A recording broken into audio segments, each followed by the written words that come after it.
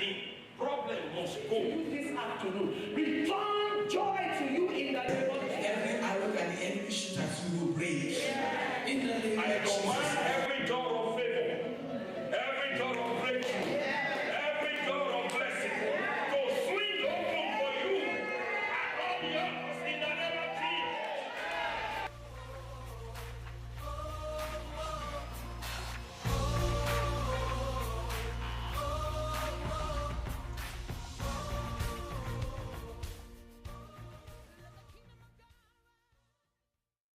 I want you to write where you are seated. I want you to say this declaration and mean it. I am a living.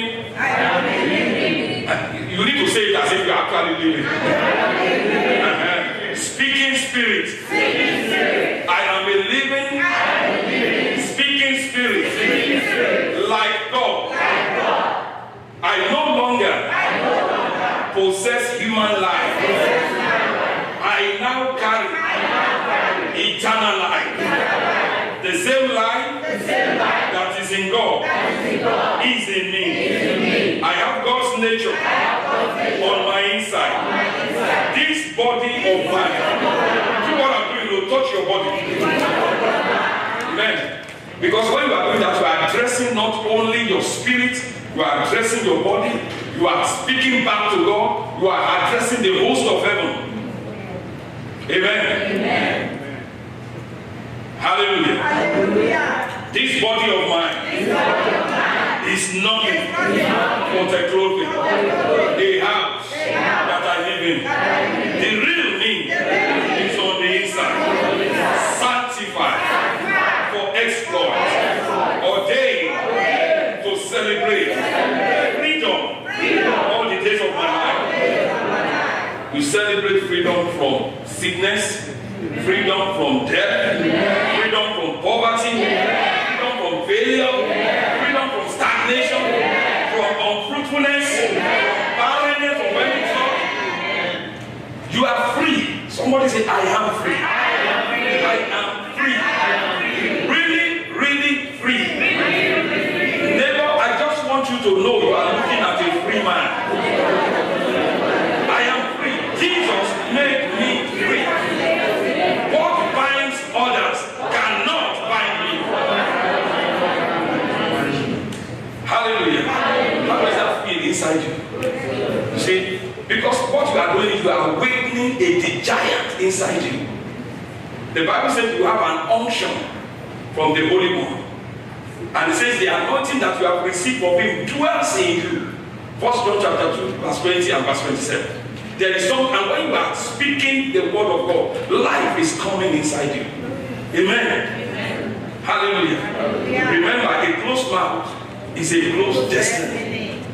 The devil may take your car, may take your wife, may take your children, may take your clothing, but as long as he can't shut your mouth, he can't win you.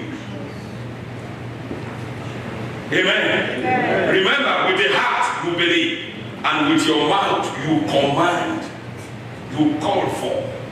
Amen. If you have ever been to a restaurant, you just don't sit down and food just land. No. Except if you serve yourself. Buffet. But when you go to a good restaurant, spoon and forks, or fork and spoon, whatever they call it, which one comes first? Both of them go together anyway. Amen. When you sit down, they bring you the menu. You look at it and you call for what you want. And you sit down and believe that what you call for will be delivered. And every time they are delivered, you can take the menu of heaven, glance through it, and call for what you want. And angels must deliver it. Amen. Amen. So for some people this week, what you are calling for shall be delivered. What you call for today will not be delayed in the name of Jesus. I stand as a servant of God and I put the seal. See, he authorized me. He authorized me. Jesus said, he that sent me is with me. He said, the Father has not left me alone. He authorized me. I am not doing it by myself. I didn't send myself. He sent me. Jesus said, as the living Father sent me, so send I you. And he sent me forth. Because the other time when I prayed, I said, I stand as Jesus. Yes, I represent him. What would Jesus decree a thing and it will not come to pass? So everything I decree to your life today, your hand will touch. If I'm talking to you, give me a believing amen. Now come with me to Revelation chapter 5. You know it's not the revelation of the devil. It's the revelation of Jesus Christ. Many times when some people read that book, they think, oh, they see demons. They say, no. It's to make you understand what will happen. How Jesus will bruise Satan. Hallelujah. And make you understand where you will be in the kingdom. Hallelujah. We are going to read chapter 5, verses 8 to 12. And I'm reading from the King James Version. Last week we read from verse 1 to 12, but we can pick up from 8 today. And when he had taken the book, the 4 beasts and the 24 elders fell down before the Lamb, having every one of them harp and golden vials full of odors, which are the prayers of the saints. And they sang a new song, saying, Thou art worthy to take the book and to open the seals thereof, for thou wast slain, and you have redeemed us to God by your blood out of every kindred and tongue and people and nation. And thou hast made us unto our God kings and priests, and we shall reign on this earth. Very soon God will give me the grace to preach or to teach on the priest and the king under this New Testament. Amen. I'm believing God will give me the grace to. Because some of you are kings. Some of you are priests. But both of them must go hand in hand. Amen. Amen. Hallelujah. Hallelujah. Verse 11. And I beheld, and I heard the voice of many kings and many angels round about the throne, and the beast and the elders, and the number of them was what? 10,000 times 10,000 and thousands of thousands. Saying with a loud voice, Worthy is the Lamb that was slain, not slain just for slaying's sake, but was slain to receive power, riches, wisdom, strength, honor, glory, and blessing. 7-fold redemptive package. So we started this month to explore and to experience the riches of redemption. And today I want to take you through the second part. I don't know how many parts we will have, but they will be good. In my introduction last week, I did say that redemption is what? Our God-ordained, comprehensive, spiritual insurance. Amen. For a life of dignity. God wants you to live a dignified life. And he also has understanding that the devil is still on the loose. So how are you going to live a dignified life in the midst of the agendas of the devil? So he put an insurance policy in place. Got some things prepared through Jesus Christ for you and for me. Amen. Amen. Like we understand physical insurance, whether it is auto or life. Amen. If we understand this spiritual insurance, we will run well and we will finish strong. That shall be your story in Jesus' name. Amen. We also said that redemption is exchanging your humanity for divinity. In other words, redemption takes you from the level of a mere human being and puts you in the class of God. That's the major thing that Jesus came to do. When man fell from being below God, from being above angels and all the heavenly elements, above all the other created beings on this earth. We fell all the way down it was a mighty fall. And man that was to dominate became man that was being dominated. But Jesus came to restore us not to where Adam was. No, he did more than that. Redemption did more than that. Redemption puts you on the throne with God. So redemption takes you from humanity to divinity. You are a spirit being now with authority. And that was why we started with that convention. I'm a living, speaking spirit like God. Amen. Amen. So you are like God. Exactly like God. And you are meant to speak, think, and act like Jesus. And get Jesus' response or result. Amen. Amen. Lack of this provision has made a lot of born again Christians to suffer what the unbelievers suffer. Because we lack knowledge of it. We lack depth of it. So we suffer what they suffer. When they get stopped, we too get stopped. But Jesus proved it that humanity can function as divinity because they couldn't stop him. Death couldn't hold him. Sickness couldn't tie him down. Everywhere he went, he dominated. And he's still dominating. Amen. And the Bible said he is our example.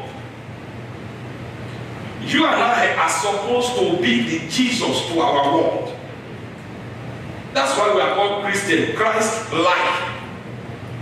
Christianity is not a religion like I told you last week. Christianity is becoming like Jesus, talking like him, acting like him, getting the same result. In fact, let me go ahead of myself. The kingdom of God is not to be dictated. This kingdom that you are in is to be demonstrated. You are to demonstrate power. Thank God for the brother that was talking about power. There's a reason why the Holy Spirit puts, out of all those sevenfold blessings, he put power first. Because there's one thing the devil understands. Power. Power. Jesus said, how can you enter a strong man's house and spoil his goods, except you first bind him? To bind the strong man, you must be loaded with superior power. Said when you bind him, then you can spoil his goods. Amen. Amen. And we are dealing with a strong man. Life is a race filled with landmines. It takes power to start well and to finish strong. Amen. And that is the whole purpose of these studies. How can we live as we are meant to live? That should be smiling in the face of challenges. Can I tell you something? Problem is universal. Doesn't need visa to appear in any country.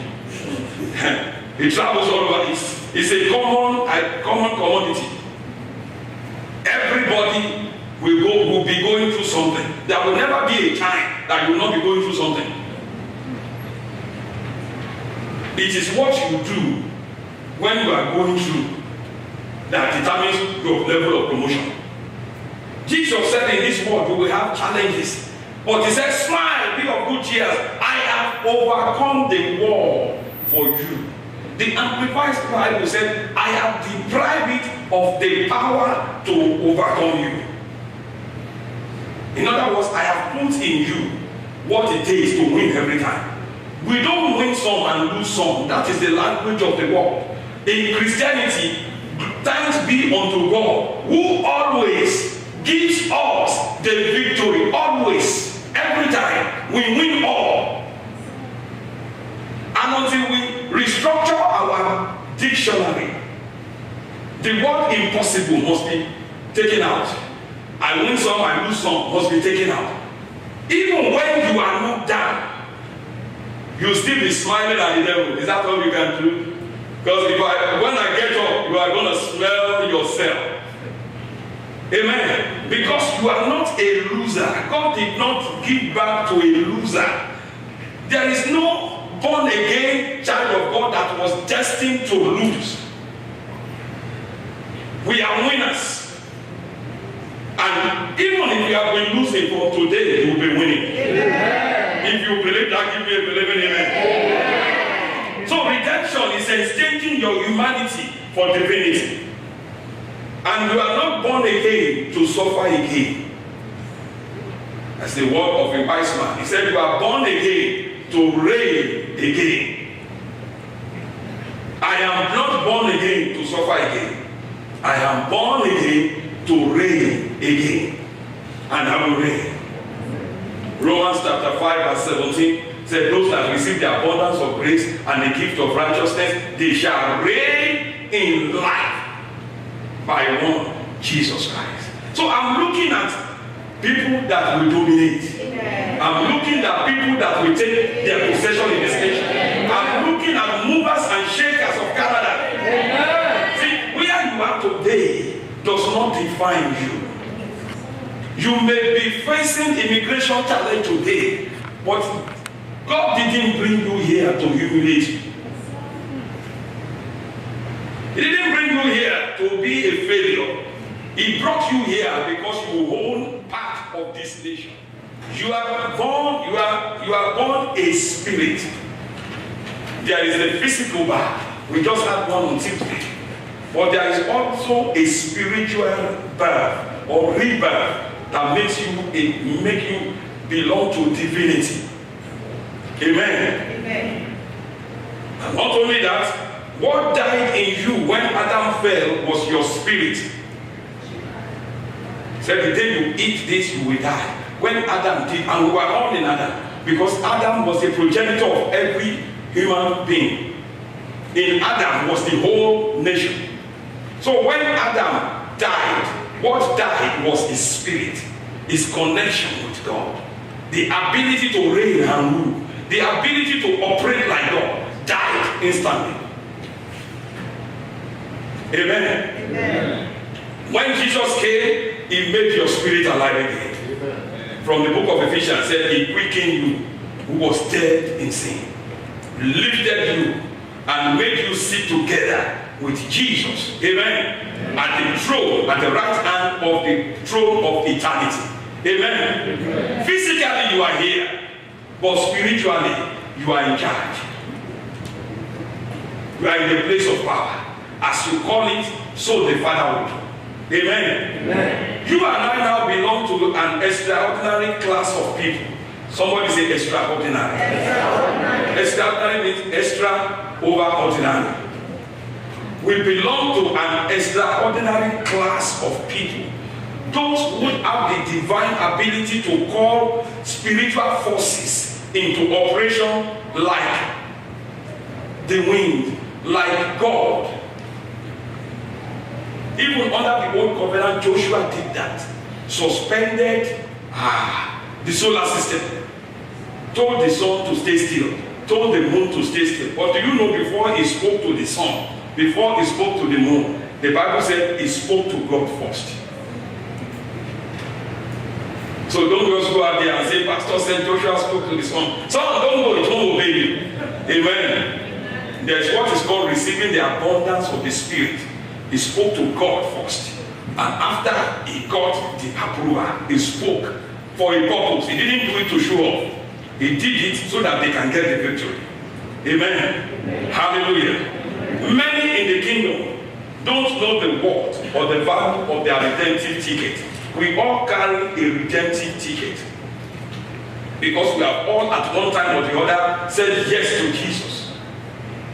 But many Christians don't know the value of the ticket they have in their. When they get to heaven, they will discover they will have had so many things that heaven has labeled as their own, but they never made a demand. But those days are over. Yeah. Amen. Amen. I don't want to get to heaven and discover there is a warehouse with all the things I'm supposed to enjoy on this earth today. That will be a wasted life. Amen. Amen. I want to die empty. I want to do everything, enjoy everything that I'm supposed to enjoy. Get all this.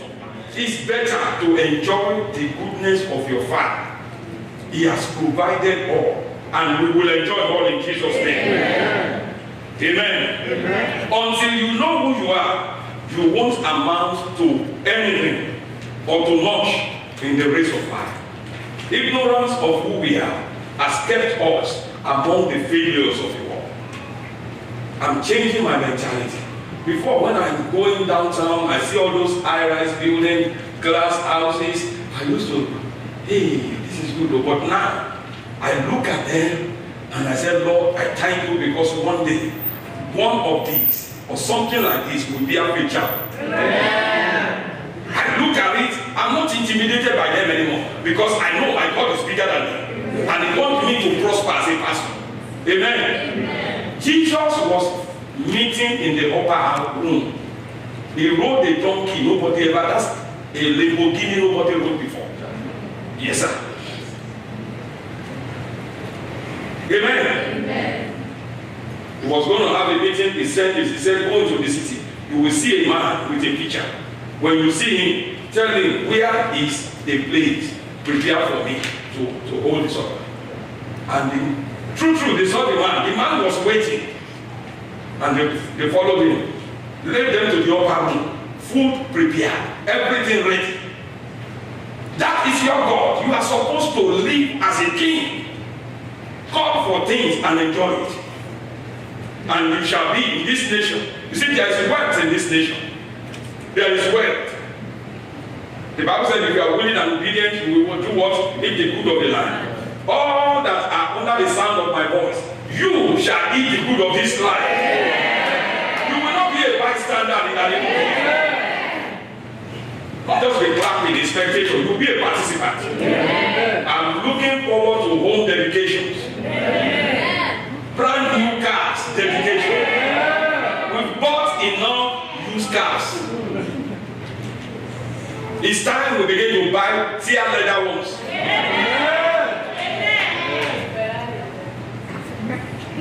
Amen. Hallelujah. We must change our mentality. Those things were made by our Father for us. You can be rich and be godly. You can be prosperous and be holy. Abraham proved it. Amen. Isaac proved it. But the devil lied to the church. If you have money, then you must have backslidden. No. That wealth, God didn't make it for people in Hollywood. He made it for the church. And that's why I said there will be a mass transfer of wealth out of the hand of unbelievers. But how will God transfer an economy like transfer $1 billion to you when you are still thinking like a child? You can't manage it. Until we grow up to match the head, the wealth won't be transferred. Until men and women come of age and say, yes, Lord, bring the million, I can handle it. People will be signing check of 1 million as their tithe, and they are still humble in the church. That is when it will be transferred. That is where we must get to. Amen. Not that we have a few thousands and nobody can talk to us anymore. No.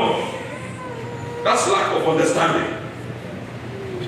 Tell you that man employs half of the city, but is still sweeping in the church. That is Christianity. And we are going there in Jesus' name. Amen. You must understand three things. Like I told you last week, you must understand your path with Christ. You must understand who you are in Christ. You must understand your worth in Christ. Those are the three discoveries you must make. Amen. Those things are in your root. And in your root are those 7 things revealed from Revelation chapter 5 and verse 12. You know what is your heritage in life?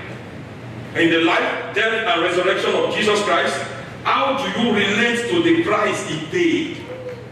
How do you realize was the blood of Jesus? No monetary value can be placed on it. Because that was, life is in the blood. That was the life of God Himself that was paid to redeem you back. So no matter how much or where you have sold yourself to the devil, this afternoon you are going free. Doesn't matter where they have taken your name to. By the blood of Jesus, fire will scripture says, he that the Son has set free is free indeed. Hallelujah. Hallelujah. We also spoke about identification, that when you know these things that are in your root, you need to identify with them. It is your identification. Identification is the discovery of what you are loaded with. When you discover it, you need to appropriate it and run with it. Amen. Amen. Hallelujah. Hallelujah. Today, I want to talk briefly about a couple of things. Let's go to Galatians chapter 3, verse 13 to 14. You are redeemed to reign. I want to establish that fact with you today. You are redeemed to reign. Galatians 3:13 said, Christ has redeemed us from the curse of the law, being made a curse for us. For it is written, cursed is everyone who hangs on the tree, so that the blessing of Abraham might come on the Gentiles through Christ Jesus, that we might receive the promise of the Spirit. What? Through faith. We might receive everything God promised through His Spirit by faith. Amen. Amen. In other words, you are redeemed. You are a redeemed being. To be redeemed is to have been bought back.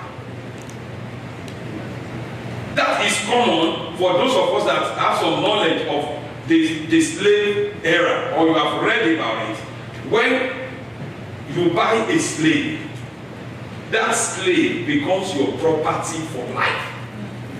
But when another human being comes and says, oh, how much is this your slave? Oh, he said $50,000. And the man pays $50,000. That slave now becomes the property of the new person.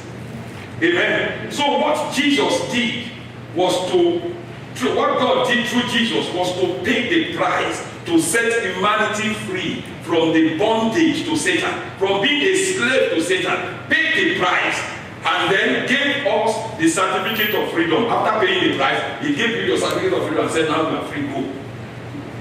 So we are no more slaves. We are free beings. But we serve God. By the effort to bring Israel out of Egypt seemed to fail. Every time Moses goes to Pharaoh, let my people go, that they may serve me, it increases their suffering. And it looks as if everything was failing until a lamb was slain.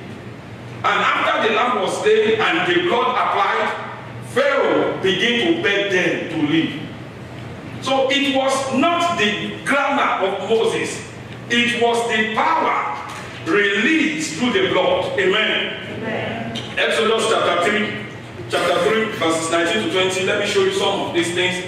And this is God speaking to Moses, preparing Moses for what he will face with Pharaoh. He said, and I am sure, when God says he's sure, you better know he's sure, that the king of Egypt will not let you go. No, not by a mighty hand, unless there is power demonstrated. God knew from the beginning, because they raised pharaohs. Even Moses too was raised to be as a potential pharaoh. They raised them as gods with the final say over life and death. They are not raised as human beings, they are raised as gods. And God knows that to change the decision of a so-called God, you need to demonstrate superior power. Amen. Amen. Verse 20 said, I will stretch out my hand and smite Egypt with all my wonders, which I will do in the midst of Egypt thereof. And after that, Pharaoh will let you go. Amen. Amen. Did he do that? Amen. Chapter 4, verse 22 to 23. He said, and thou shalt say unto Pharaoh, thus says the Lord, Israel is my son, even my first son. Next verse. And I say unto you, let my son go, so that my son may serve me. But if thou refuse to let him go, I will kill your own son, even your first son. In other words, first son for first son. God said, if you don't let them go, I will kill all your first children. All your firstborn of animals and human beings, they will die. Amen. So let's see what happened. chapter 12, verse 29. And it came to pass that at midnight, that's after they killed the lamb, applied the blood, roasted the flesh, ate it with their sandals on, with their belts on, and this is what happened. At midnight, the Lord smote. How? Smote what? All. All means what? All. From Pharaoh himself, till the beggar on the road, till the chicken something, till the dog, cat, all the firstborn, God slaughtered them. Amen. In the land of Egypt, from the firstborn of Pharaoh that sat on his throne, even unto the firstborn of the captive that was in the dungeon, and all the firstborn of what? The animals.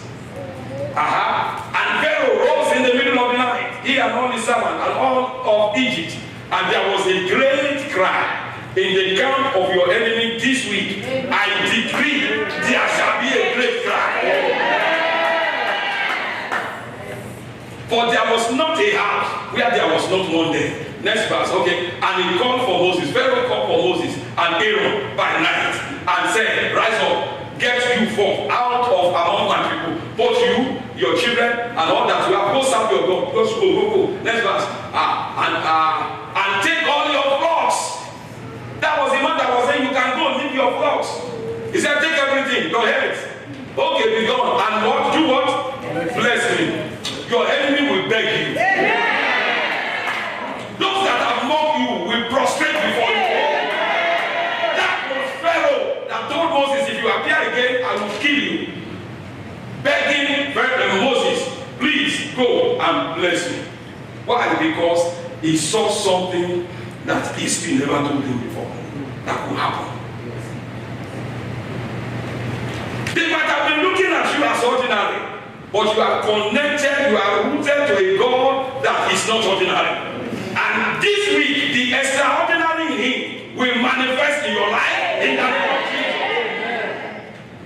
Where are we supposed to stop? Next verse. And the Egyptians were urgent upon the people. They were urgent. To be urgent means impatient. They want them to leave now.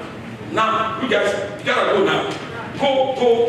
Why? Because so that they must send them out of the land in haste. For they said, we are all dead people. If these people stay one more day, this whole nation can perish. We are go. You want to go? Bye. Amen. Hallelujah. Why? Because the blood of the lamb that was slain was applied. Now, let's understand what that means for us. The salvation, the redemption, and the exodus, the movement out of slavery in Israel is a time of our own redemption. It's the shadow of what Jesus will do for us. The world, Egypt represents the world of darkness. Where the strong one is tying us down. You won't go, you won't get your paper, you won't have your husband, your children won't make it too well. But the lamb was slain. The blood is still fresh on the throne of heaven. So I know that tomorrow is going to put smile on your faces in the name of Jesus. Jesus is our Passover lamb. And through his blood, we now belong to a different kingdom. A new kingdom. And there is something about this new kingdom that we belong into that puts us above the treasures of life. Amen. Colossians chapter 1 verse 13 to 14. Colossians. And talking verse 12 says, giving thanks unto the Father who has what? Who has made us to meet or qualified us to be partakers of the inheritance of the blessed ones, of the saints in the light. For he has delivered us. Please mark the word delivered. He's not going to deliver you. He has already done it. You are already delivered. The door has been broken. The locks shattered. All you have to do is walk out. My mentor in Nigeria wrote a book, You Can Walk Out on the Devil. You can walk out. All you have to do, you have been delivered from the power of darkness, and you have been translated. To be translated is to be transferred into a different kingdom, the kingdom of Jesus Christ. That's where you are. Philippians 3:20 said, we are citizens of heaven. We are no more under the control of the devil. Verse 14. In whom, in Jesus, we have redemption, our buying back through his blood, even the forgiveness of our sins. Amen. Amen. Stop looking at what you did 10 years ago. Every time the devil brings the picture of your sin, what you did yesterday, tell the devil, get out of my sight. Jesus died to pay the price for that. I have been set free. Don't be afraid to approach God. Go to him on the platform of the blood. The Bible says we can come boldly to the throne of grace and obtain what? Mercy. I've seen Christians that are so scared of going to God just because they miss it. Yes, sin is bad, but sin should not have dominion over you. The blood of Jesus has taken care of that. And that is not a license to sin. It's a license to walk in freedom and be who God has made you to be. Many have failed today. Many are defeated because of what they thought they did 10 years ago. 10 years ago, I had an abortion. That's why this paper thing, Canada paper is not working. Who says? That's what the church needs to do. Put away this defeatist way of thinking and not good enough kind of thinking. What I did 10 years ago kind of thinking. Is a new day, you belong to a new kingdom. In your mouth is authority, in your hand is the word of God, inside you is the Spirit of God. Amen. Amen. Help us, Lord. You are ordained a ruler. By reason of your citizenship, you are a citizen of heaven. Amen. And the Bible says, Psalm 24, the heart belongs to the Lord.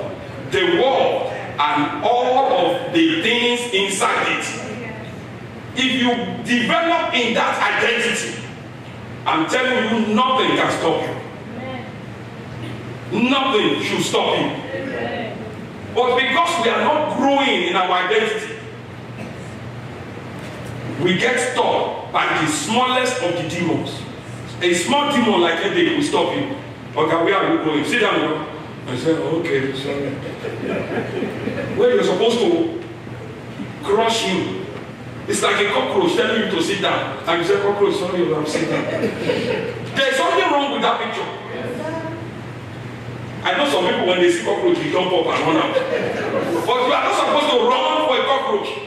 You are supposed to do what? Squash. That is what we are supposed to do with many of the things that we are running away from. Stand and crush them in the place of prayer, in the place of faith. Instead of calling all over them. You see, I've discovered, sir, I only want to tell my problem with people that will tell me you can overcome it. There are some people who will tell you, sorry, I don't want to talk to people like that. It's happened to you too. Hey, it happened to sister so and so, brother so and so. They will give you literally list of people that thing has killed. No, I don't want to talk to such people. I don't need pity. I need somebody that will challenge me and say, hey, brother, don't sit down there. Get up, pray, stand, get the ball, move on. Those are the people that I want to talk to. Those are the people you need to talk to. Stop looking for people that will pity you. You are meant to rule. You are not to be one of the mere men. Hallelujah. You are meant to rule. You are meant to dominate and not to be dominated. Hallelujah. Hallelujah. Let me give you one more thing and then we'll go for today. You have been accepted, not rejected by God. Amen. You are accepted by God. With all your shortcomings, you are accepted. And He called you holy. He called you whole. Amen. That changed the world. But in the same way, God accepted you, even when you are useless to Him, even when you are not good enough for anything, slain by trespassing, God made you accepted. Now let's see that. Ephesians 1:6. Ephesians 1:6. That should set you free from self-condemnation and guilt. I'm not good enough. No, who says? To God, you are good enough. You are the best He has. You are the best. God is not looking for your mistakes. He knows you will make mistakes. But he's not looking for that. He's looking at your potential. God is looking at your tomorrow, not your today. If not for that, if that's not true, a condemned armed robber God will not use that person to preach the gospel. How many people have been behind the walls and God brought them out and they became gospel ministers and great things? Paul was one of them. He said, I was a blasphemer.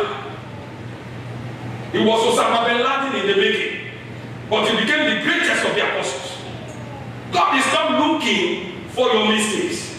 That should set you free. Ephesians 1:6, he said, to the praise of the glory of his praise, wherein he has made us. You are made accepted. You didn't walk your way. It's not because you have done some goody things now. God said, now you have passed. Come. No. You are made that way. So this suit didn't just become your suit. No, it was made. And you saw it and you got it. Amen. You are made accepted. Say, I am God's choice. He has accepted me. People may not accept you, but God already accepted you. And that makes a whole lot of difference. People will always point to your faults 10 years ago. You know what you did 10 years ago? And so this position, I don't think I want to give you until another 10 years. I trust you for another 10 years. I say you do well, you don't fail 10 years. No. If not, I will not be preaching to you today. You are now a creature of great value. Somebody say, I have great value. Luke chapter 12, verses 6 to 7. He said, are not 5 sparrows sold for 2 pennies? And not one of them is forgotten before God. See the next verse. But even the very hairs on your head, they are not counted, but they are numbered. They are numbered. Fear not, therefore, you are of more value than the sparrows. No bird just fall down without God. You know how many number of birds on the earth? God provides for them. None of them die of hunger. All the ants, they are not there. Mass extinction of ants. What happened? There is no food. He gives them food. And he said, he did not just count. I want to believe you have hairs on your head. Amen. Because some people don't have. But if you have hairs on your head, God said they are counted. They are numbered. He knows them. You yourself that carry the hair, you don't know the number. But God, detailed to attention, knows how many hairs are on your head. And not one of them can be put up without you understanding it or approving it. That shows how valuable you are. Somebody say it again. I am valuable. Great value. It's only an event. Hallelujah. You are valuable. Therefore, whoever touches you, because you are valuable, is touching the apple. That black thing there, the whole there. Of anybody that touches you will receive a slap from heaven. Because you are God's apple. That shows how valuable you are. Zechariah chapter 2 verse 8. This is what the word says. But for thus says the Lord of hosts, after the glory has sent me, after the glory has he sent me unto the nations which spoil you. So God is addressing your enemies. He said, for he that touches you, touches the apple of his eyes. And the Bible said, he reproves kings for their sake. Beat up kings, slew them. Why? Because he said, touch not my anointed, do my prophets no harm. You are God's priest, you are God's anointed one. Anything that comes against you comes against God. That shows how valuable you are. So stop looking like it's somebody that's a victim. Step up to the place of victory, because your God will fight for you. You are so precious and valuable in God's sight. That was why God vowed that he will what? He will waste people's life to preserve your life. Understand the thing? He said, I will kill peoples to preserve you. Isaiah chapter 43 verses 1 to 4. See, you to yourself read now. He said, but now God says the Lord that created you, and he that formed you, fear not. I have what? Redeemed you. I have called you by your name. God knows your name. you are. He said, you are mine. I belong to him. Therefore, when you pass through water, that means you will pass through water. He didn't say if you. That's why I said challenges they are universal. They come to all of us. He said, when you pass through water, I will be with you. When you pass through rivers, they will not overflow you. When you walk through, it's only a matter of when. There are some situations it will be like you are walking through fire. Some will be like you are in the midst of a river. But you can be sure of one thing: God is there with you. Yeah. Because he said it. He said, you shall not be burned, neither shall the flame kindle on you. Verse 3. He said, for I am the Lord thy God, the Holy One of Israel, your Savior. I will give Egypt for your ransom, Ethiopia and Zambia. Those are nations. He said, nations will go down because of you. Look at verse 4. He said, for since you are precious, he said, because you are precious in my sight, and you have been honorable, I have loved you. I have loved you. Therefore, I will give men for you and people for your life. So why should you be quaking before people? It doesn't matter whether they're from today. I see your Goliath coming down. Yeah. Your days of defeat and molestation by the forces of hell, they are permanently over in the name of Jesus. Yeah. No more weeping for you. Yeah. No more sorrow. Yeah. No more gnashing of teeth for you in the name of Jesus. Yeah. Redemption make you a brand new creature. Yeah. Brand new. You are not a makeover. You are not what did I call it? An amended version of your old self. You are not redemption, we created you. You are brand new. You never existed before. Only you live in the same house. Amen. That's why some of us still think we are the same person. You are now God's beloved. You occupy a special place in his heart. You have his nature. You have his life. You have his spirit. You have God's faith. You have God's love. Everything God has and that God possesses, everything that God is, now finds expression in you. So you are something that the world has not seen before. Friend, you can now exercise dominion over every situation in life. You can exercise even from where you are in your bedroom. You can command things in China. You can command things in India, and they must obey you because you are a spirit being filled with power. Amen. Amen. You are as invisible and as indestructible as God. I'm taking you out of religion into Christianity. You are as invisible and as indestructible as God. See yourself that way. Embrace that truth. Receive it. Believe it. And you will manifest it. Jesus said it is unto you according to your belief, according to your faith. He said these signs will follow them that believe. Those who believe that the signs will follow them, they are the said once the signs follow. Those who don't believe in signs don't follow everybody. Not every Christian has signs. He didn't say these signs will follow those that know how to pray long. He didn't say these signs will follow those who know how to fast long. There are prayer giants. There are mountain dwellers of faith. Faith is what makes prayer work. Prayer doesn't make faith work.